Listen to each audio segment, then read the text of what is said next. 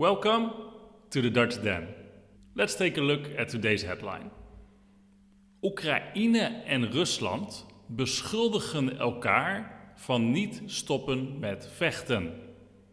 Now, in order to explore this article, we will first read it in Dutch completely. After this, we'll answer a comprehension question. Then we'll look at a full English translation of the article. And finally, we'll go over some vocabulary words. Let's get started.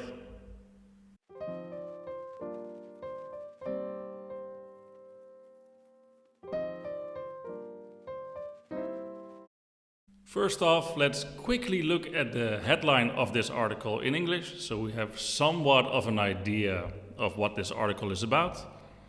Ukraine and Russia accuse each other of not stopping fighting. Now let's go over the article in Dutch.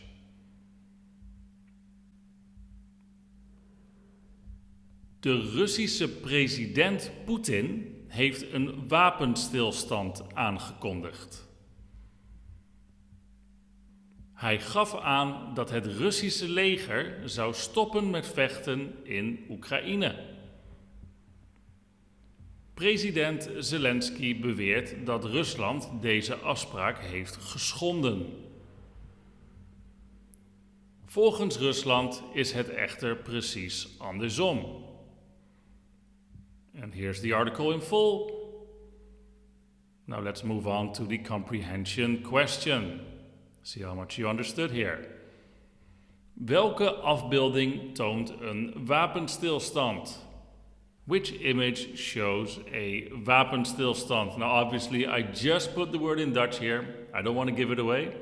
So if you know what the word wapenstilstand means, you should be able to answer this one.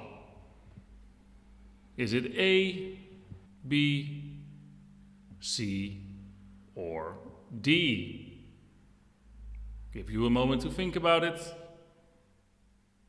and we'll show the answer. And the correct answer was answer A, which shows a truce or a ceasefire, which is what a wapenstilstand is. The other images here showed a tank or the act of war itself. C showed an announcement. And D showed yielding, giving in, or surrendering, which was not part of the article at all. Okay, let's go back to the article itself, and we're going to explore this one by translating it. First sentence. De Russische president Poetin heeft een wapenstilstand aangekondigd. Well, we just saw this one in our comprehension question. Russian President Putin has announced a ceasefire.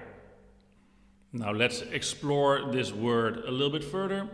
Wapenstilstand. So wapen is a weapon and stilstand is like standing still. Stand, you see here, stand, and still, not moving.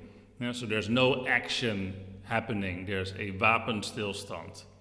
They are laying down their weapons for a brief period of time.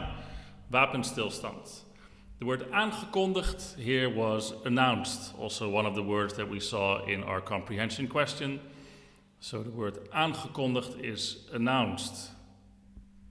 Second sentence. Hij gaf aan dat het Russische leger zou stoppen met vechten in Oekraïne. He stated that the Russian army would stop fighting in Ukraine. So stated is gaf aan. So this is the past tense of aangeven. Hij geeft aan. He is indicating right now. Hij geeft aan. But this one is the past tense. Obviously this already happened or it wouldn't be in a news article. So instead of hij geeft aan, it is hij gaf aan. He stated or he indicated. President Zelensky beweert dat Rusland deze afspraak heeft geschonden.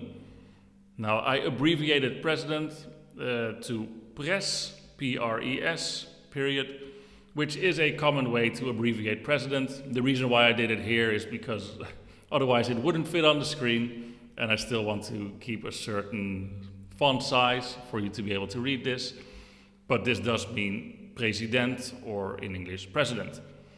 President Zelensky claims that he violated the agreement. He meaning Putin, or in this case referring to Russia. Geschonden is violated. So you do not honor an agreement, you don't do what you said you'd do, dan schend je an agreement. And again, this one is also past tense. So instead of schenden, we would say geschonden. This is an irregular verb, so schenden becomes geschonden.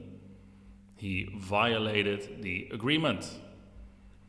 En finally, volgens Rusland is het echter precies andersom. However, according to Russia, it is precisely the other way around. Andersom, the other way around. Anders is like different. Usually indicates a direction. So it's in a different direction. The opposite direction, in fact. The other way around. Another word I'd like to point out here is the however, which translates as echter. You could say but, you could say maar, but echter is a bit more of a formal way, just like however is a bit more formal than the English word but. And here's the full article once more. And let's move on to our vocabulary words.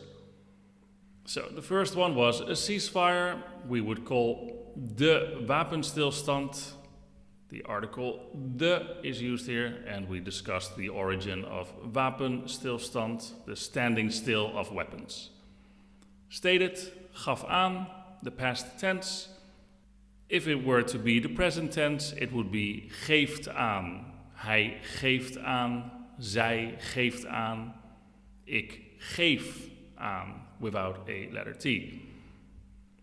Violated, to not honor an agreement, is geschonden. The present tense here is schenden. Hij schendt de afspraak. Hij heeft de afspraak geschonden, past tense. And finally, the other way around, as we discussed, is andersom. Andersom. And that's it for today's video. If you enjoyed this content, please give it a thumbs up. If you'd like to see more, subscribe to the channel, and I would like to see you next time. Doei!